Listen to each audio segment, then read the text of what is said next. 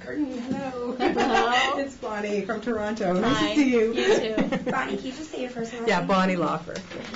Miranda is my girl. I'm so excited about this, and the anticipation for this film is ginormous. It's through the roof. Did you ever think 10 years ago when you started this show that it was going to become such a cultural icon and, I mean, just amazing? Never in a million years. I mean, we had no idea if we'd even get past the pilot. And we thought, I thought it was such an interesting script, interesting characters, interesting stylistically, but I thought it's about a world that's about as big as a postage stamp, single women with money to burn in Manhattan.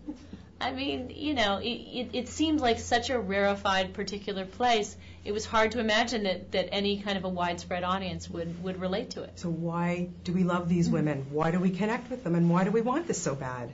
I think part of it is fantasy, part of it is, we have all these amazing clothes and we go to these incredible hot spots in New York, and there is just an endless sea of gorgeous available men to date. But I think there's also a kind of a core reality to the show, which is women are marrying later and later or choosing not to marry, and that they're not depressed old maids. They're kind of vibrant women who have full lives and are out there and not only dating, but they have these really strong friendships. They have these female packs that they travel in and they turn to for support and advice. Yeah, it's totally amazing. Okay, cut to the chase. The clothes, the shoes, the handbags, the jewelry. I mean, Cynthia, does it ever get overwhelming? It does get overwhelming, but, luckily there are all these people that help with that, and so you just, every once in a while I say, not that one, but, How closely do you relate to Miranda? I have to say, Miranda was always my girl. And I don't know, after seeing this film, I was like, oh my God, I am really like Miranda, really.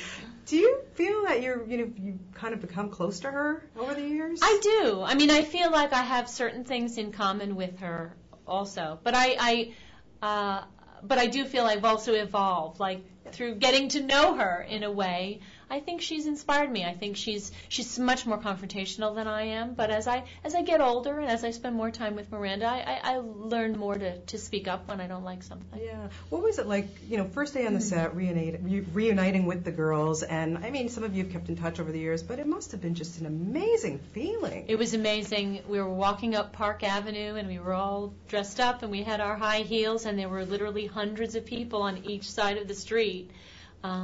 It felt like a rock concert. It was scary at first. It was really scary. Yeah, we were talking earlier about the friendships, and that's what I love so much about this film. That really it does touch on reality, and that we're all not perfect. And but at the end of the day, who we can really count on are our really close friends. Does that apply to you in real life? Absolutely. I'm lucky because I was born and grew up in New York, and I'm still here. So I have friends that I've been friends with since I'm 5 years old. Do you go out having Cosmos? No, we're not a kind of a drinking set. We go over to each other's houses and make pancakes and things like that. That's how it should be. Yeah. I totally agree. Well, I hope we see you back for Sex and the City too, because it's going to happen.